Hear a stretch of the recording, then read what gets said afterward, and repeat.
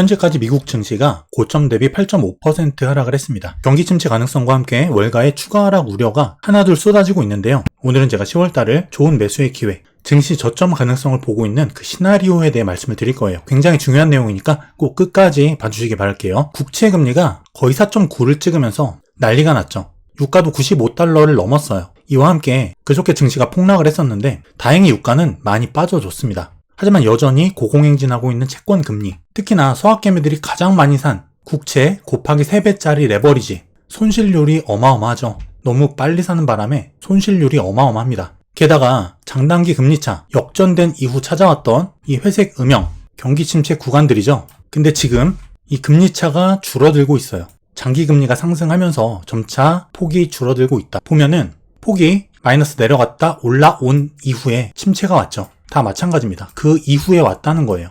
지금도 이게 다시 회복된 이후 경기 침체가 올 것이냐, 이에 대해서 월가 구루들이 말이 많죠. 7% 금리 가능성 대비해야 된다. 10년물 5% 육박할 것이다. 국채 수익률 역전폭이 빠르게 감소하고 있다. 이거는 침체 주의보가 아니라 경보, 워닝을 내려야 된다. 고금리 지속에 따른 주택시장 폐쇄될 것이다. 공포를 조장하는 이런 멘트들이 쏟아지고 있습니다. 그나마 다행인 거는 고용시장이 다소 위축되는 모습을 보여주면서 증시가 어제 반등을 했다는 건데요. 8월달 졸트보고서 고용이 너무 좋게 나왔죠. 이에 따라서 긴축이 지속될 것이다.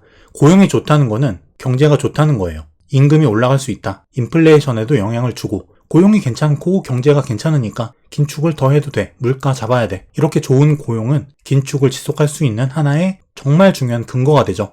이에 따라서 고금리 지속 가능성이 대두가 되고 채권 매도세가 나오면서 채권 금리는 올라갑니다. 반대로 어제 9월달 고용은 반토막이 났어요. 예상치보다. 긴축 완화에 대한 기대감을 갖게 해주죠. 금리가 떨어질 수 있겠다. 채권 매수세가 나옵니다. 채권 금리가 내려간다는 거예요. 9월달 이 상황으로 넘어왔다. 다행히 시장에서는 아직까지는 11월 FOMC 금리 동결 가능성을 여전히 76% 이상으로 높게 보고 있다. 다음 달 2일인데 일단 이때는 무사히 넘어갈 가능성이 높다는 거예요. 그리고 유가가 굉장히 유의미하게 급락을 해줬죠. 유가 같은 경우는 제가 최근 영상들에서 한 이 즈음에서 이게 100달러 넘어서까지 올라가긴 쉽지 않고 일단 95.6달러를 말씀드렸어요. 95.03 찍고 급락을 했죠. 특히 유가 시장 같은 경우에는 투기 수요가 엄청납니다. 트레이딩에 의한 수급에 의한 시세의 변동폭 굉장히 크기 때문에 특히나 기술적 분석이 굉장히 중요한 시장 중에 하나예요. 그리고 또 하나 원유 감산 그리고 겨울철 원유 수요 증가에 대한 부분이 선반영이 이루어지면서 급락 가능하다. 이런 말씀도 드렸었는데 워낙 유가가 높다 보니까 휘발유 수요가 감소하고 있다. 이렇게 유가가 하락한다는 것은 경기 둔화, 수요 감소에 대한 우려를 반증하는 부분이기도 해요. 경기 둔화, 결국 좋은 건 아니죠. 하지만 어쨌든 단기적으로 이 유가라는 거는 인플레이션, 물가에 직접적인 영향을 주기 때문에 긴축, 금리와도 직접적인 연결이 된다. 유가가 떨어져 줘야지 가시적인 인플레 하락으로 연결될 수 있기 때문에 금리 인하로 긴축 완화로 연결될 소지가 있는 지표 중에 하나다. 유가가 떨어지는 게 증시 입장에서는 나쁘지 않다는 거죠. 현재 입장에서는. 그리고 제가 10월달 또 증시 저점의 가능성으로 보고 있는 또 하나의 근거는 환율과 달러의 피크 가능성인데요. 특히 원달러 환율, 긴축 영향과 그 선반영으로 인해서 급등을 합니다. 그 이후에 조정이 일어났는데 결국 이 환율은 긴축 기조를 선반영해서 해소를 할 거예요. 이게 중요한 건데 환율이 빠지기 전에 주가가 먼저 반등해 줄 수 있다는 거죠. 그리고 이 긴축만으로 이게 1,400원을 넘어서 원달러 환율이 올라갈 것이냐, 여기에 대해서는 쉽지 않다고 생각을 하고 있습니다. 어느 정도 평균 회귀에 대한 그리고 지금 상황적인 측면, 긴축이 어느 정도 마무리되어 간다는 그 정황적인 근거, 그리고 기술적인 부분 여러 가지를 놓고 봤을 때 당장은 아니더라도 피크를 치고 하락해줄 가능성이 있어 보인다는 거죠. 그리고 환율 자체가 지금 굉장히 절대 수치가 높아요. 이 얘기는 뭐냐면 환율이 향후에 떨어져 줬을 때 외국인들이 국내에 유입돼서 환차익을 볼 수 있는 굉장히 좋은 환경이다라는 거예요. 그리고 기술적으로도 이게 마지막 상승 파동이 될 가능성이 높다.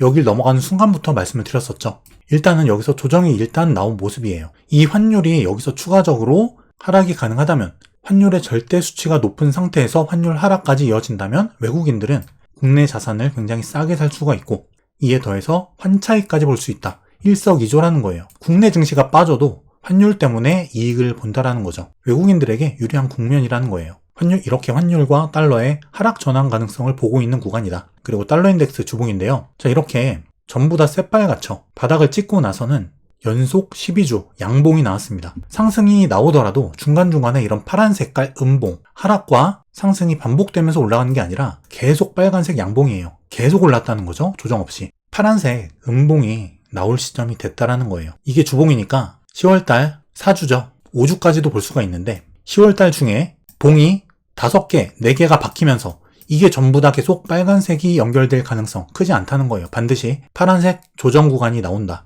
10월달에 매수 기회가 한번 올 거라는 거예요. 그리고 달러를 일봉으로 좀 자세히 보게 되면은 고점을 찍고 하락하는 구간에서는 과매수를 찍습니다. 그리고 이런 구간들에서는 다이버전스까지 만들어졌죠.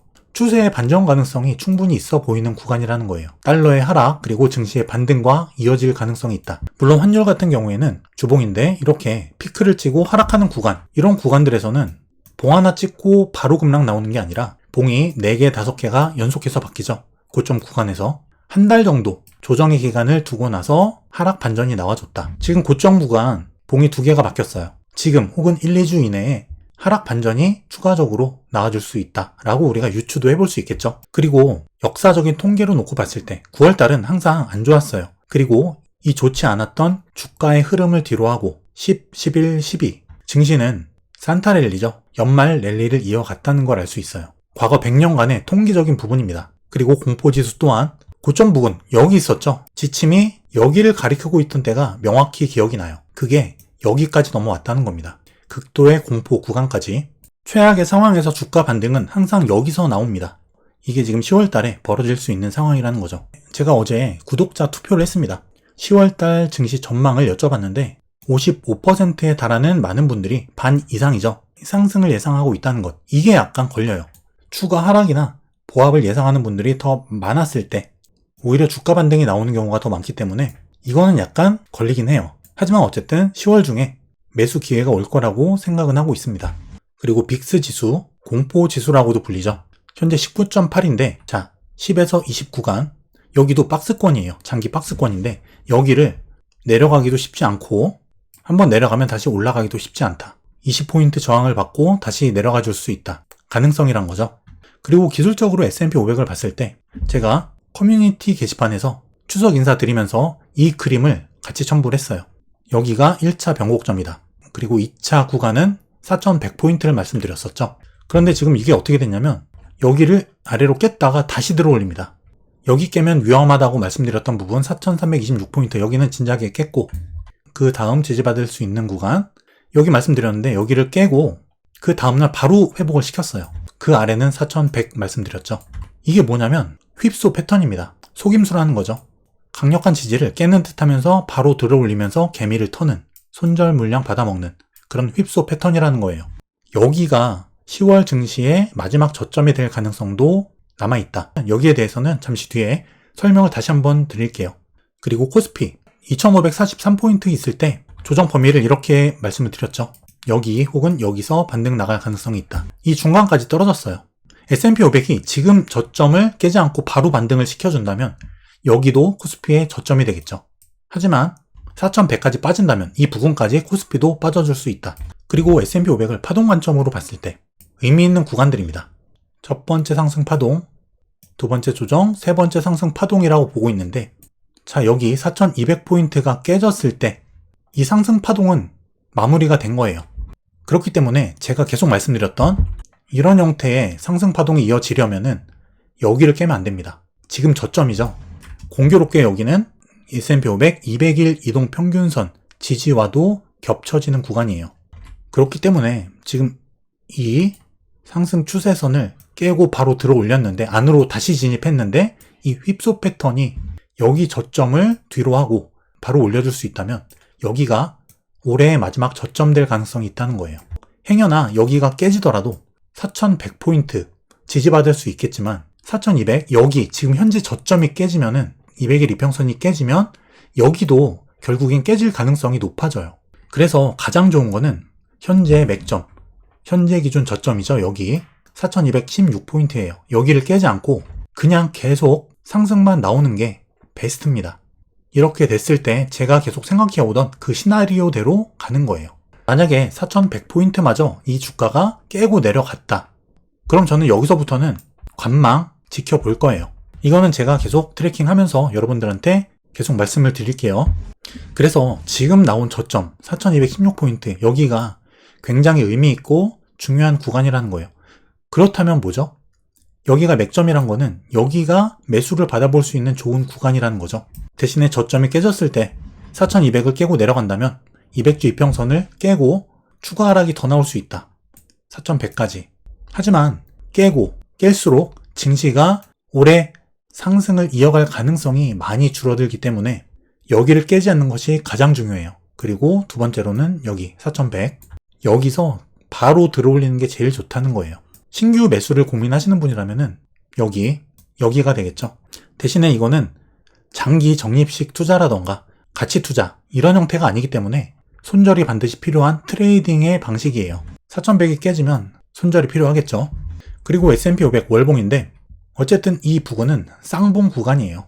매물대가 강하게 자리 잡고 있는 구간이다. 그 전에 한번 멈췄지만 제가 말씀드린 대로 이게 파동이 이런 식으로 간다고 하더라도 쌍봉 구간이기 때문에 마지막 상승 파동이 남아있는 구간에서 공교롭게 기존 전고점과 겹치기 때문에 이 부분에서도 한번 주의할 필요는 있어 보인다는 거예요. 그리고 상승이 4분기 그리고 내년 초 이어질 수 있다면 그 원동력은 바로 반도체 관련주가 아닐까 조심스럽게 생각을 해보고 있는데 메모리 반도체 가격이 지금까지 계속 떨어졌거든요. 근데 8월 달에서 9월 달 넘어오면서 가격이 동일해요. 빠지지 않았다는 얘기죠. 턴어라운드가 가능한 구간이다. 가격 변동이 없지만 분위기가 서서히 바뀌고 있다. 4분기에 메모리 반도체 가격 8% 상승까지 전망도 나오고 있다는 건데 삼성전자 같은 그런 대형 업체들의 감산 이런 게 지금 빛을 볼 수 있는 구간에 와 있다는 거죠. 턴어라운드가 될 수 있는 구간이다. 감산 효과는 반드시 언젠가 나타나요. 그 시점의 문제라는 거죠. 그리고 반도체 수출 금액, 우리나라 수출 금액이 굉장히 중요합니다. 삼성전자가 메모리 반도체 1등 업체이기 때문에 세계 1등이기 때문에 딱 봐도 보이죠. 바닥을 찍고 돌아서는 모습이 보인다는 거예요.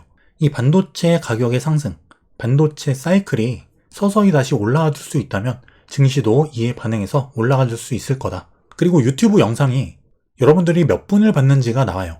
근데 약 20분짜리 영상을 기준으로 봤을 때 평균적인 시청 시간이 10분을 넘지 않습니다.